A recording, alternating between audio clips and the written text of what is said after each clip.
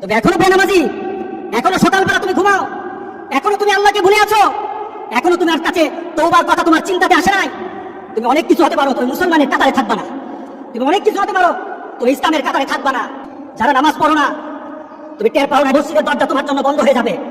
তুমি মনে রেখে দিও, মসজিদের সাথে তোমার সম্পর্ক তোমার হয় নাই, তুমি জান্নাতের দরজা তুমি খুলতে পারবা না।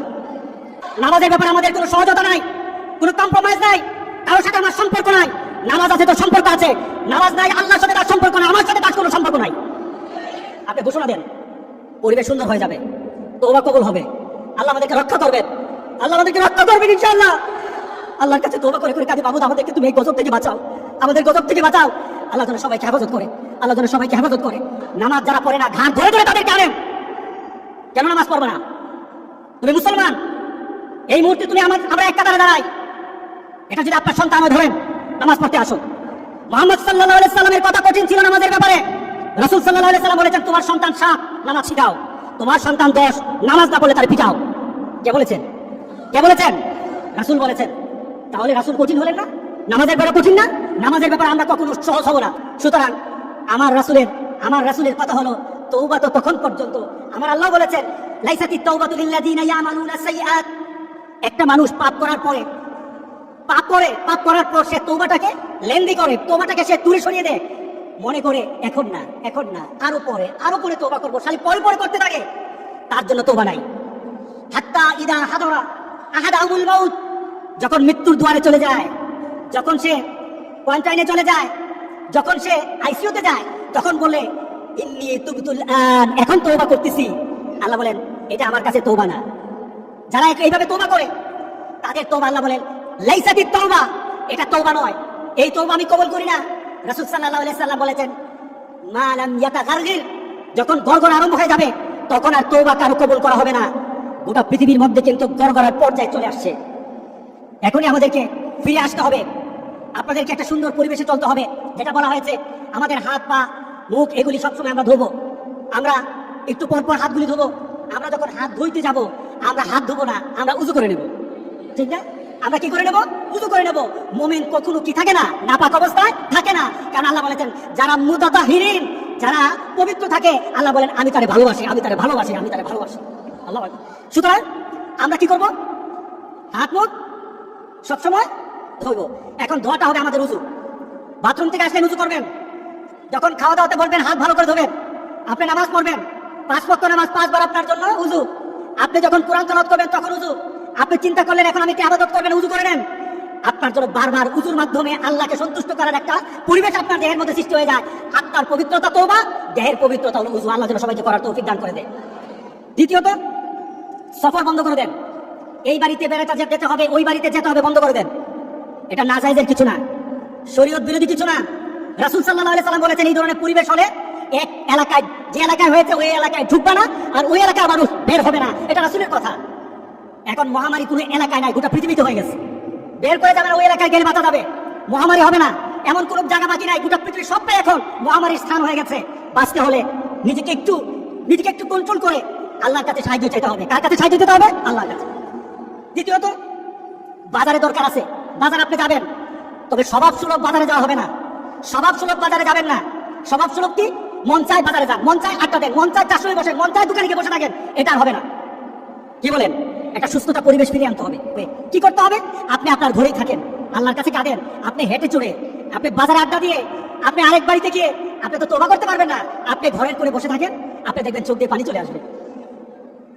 ফ্রান্স থেকে একটা ছেলে ফোন দিল আমাদের গ্রামের, মাসুদ নামে। সে বলতেছে, হুজুর আমাকে মাফ করে দিয়ে। বাহির থেকে যতগুলি ফোন আসতেছে শুধু মাফ চায়। আমি বললাম, তোমরা আমাকে মাফ করে দিও, আমাদেরকে মাফ করে দিও। হুজুর ঘরের মধ্যে আটকে আছি, বের হতে পারি না, দরজাটা খুললে পুলিশ, দরজা করে বের হলে পুলিশ ধরে নেয়, ঘর থেকে বের হতে পারি না, একটা চিন্তার মধ্যে পড়ে গেছে। আমি চিন্তা করলাম, এই যে মাপ চাওয়া, তওবা করা, একটা মানসিকতা সৃষ্টি হওয়া ঘরের মধ্যে বসে থাকার কারণে সৃষ্টি হয়েছে। আপনি ঘরে বসে থাকেন, তওবা করেন আল্লাহর দরবারে, এত হাঁটাহাঁটি করবেন না। এটা বাংলাদেশ থেকে, বাংলাদেশ সরকার এটা আমাদেরকে বলতেছে, কিন্তু আমরা শুনছি না। দ্বিতীয়ত, একটু আমরা সালাম বিনিময় করবো। কি করবো বলেন? কি বিনিময় করবো? বেশি বেশি করে সালাম, আসসালামু আলাইকুম। দূর থেকে দেখতেছেন আসসালামু আলাইকুম, দূর থেকে দেখতেছেন আসসালামু আলাইকুম। আপনার উপরে সালামের কারণে জবাব কি আসবে? বলেন, ওয়ালাইকুম সালাম। পারস্পরিক শান্তি আল্লাহর কাছে কামনা করি সালাম বিনিময়ের মাধ্যমে। হ্যান্ডশেক করা দরকার নাই, হাত লাগানো দরকার নাই। কারণ বর্তমান মেডিকেল সায়েন্সে ওরা যখন বলছে যে এটা থেকে একটু বিরত থাকা দরকার আছে, বর্তমান প্রেক্ষাপটে গভর্নমেন্ট থেকে যে অর্ডারগুলি আছে, এরপরে মেডিকেল সায়েন্স থেকে যে কথাগুলি আছে, এগুলি মানো আমাদের দরকার। কারণ মেডিকেল সায়েন্সের কথাগুলি তাদের নিজস্ব কথা নয় তো। এই যে হাত পা মুখ ধোয়ার কথা বলেছে, তারা মেডিকেল সায়েন্সে বলতেছে, কিন্তু ইসলামে আছে কিনা বলুন তো? আছে। তাহলে এইভাবেই তো বলা হচ্ছে। সুতরাং এই হ্যান্ডশেক করাটা ছেড়ে দিবেন। বাড়িতে মহিলাদেরকে বলবেন যে পাড়া যেন না বেড়ায়, এক বাড়ি থেকে আরেক বাড়িতে যাওয়া দরকার নাই, এক স্থান থেকে এক স্থানে যাওয়া দরকার নাই, নিজের ঘরে থেকে আল্লাহর কাছে সাহায্য চাওয়া দরকার। কি বলেন? অতিরিক্ত লাগতেছে কথা বলি? হ্যাঁ, উন্নত দেশে আপনার ছেলের কাছে ফোন দিয়ে দেখেন কি অবস্থা। এবার নিজে চিন্তা করেন, বাংলাদেশে যদি বেড়ে যায় তাহলে বাংলাদেশের অবস্থা ওই দেশের মতো হবে না, আর কঠিন হয়ে যাবে। এরপর আমাদের যেটা করতে হবে, আমরা নামাজ পড়বো, মসজিদে এসে নামাজ পড়বো। তবে আমরা মসজিদে একত্রিত হবে বলে কিছুটা স্বাস্থ্যসম্মতভাবে আসবো, নিজেকে একটু পরিষ্কার করে আসবো। কারো যদি কাশি থাকে, একটু যদি রুমাল নিয়ে আসবেন অথবা ইয়ে নিয়ে আসবেন, যেন কাশি দেওয়ার সময় মুখটা ধরা হয়। এই মুখ ধরা, হাঁচি দেওয়ার সময় মুখ ধরা, এটা ডাক্তাররা বলতেছে নাকি মোহাম্মদ সাল্লাল্লাহু আলাইহি ওয়াসাল্লাম বলছে? বলেন, কাশি দেওয়ার সময় আপনি কাশি দিলেন, হাঁচি দিলেন, এই মুহূর্তে আপনার মুখে হাত দিবেন অথবা রুমাল ধরবেন, এটাকে আটকে দিবেন। এটার কথা কি ডাক্তার বলেছে নাকি রাসূল বলেছে? রাসূল বলেছে। এটা আমার রাসূলের কথা। ডাক্তার বলেছে বলে মানবো তা নয়, আমি আমার রাসূলের কথা অনুযায়ী আমাকে আমল করতে হবে, ঠিক না? শুধু এখন নাকি সবসময়? সবসময় করতে হবে।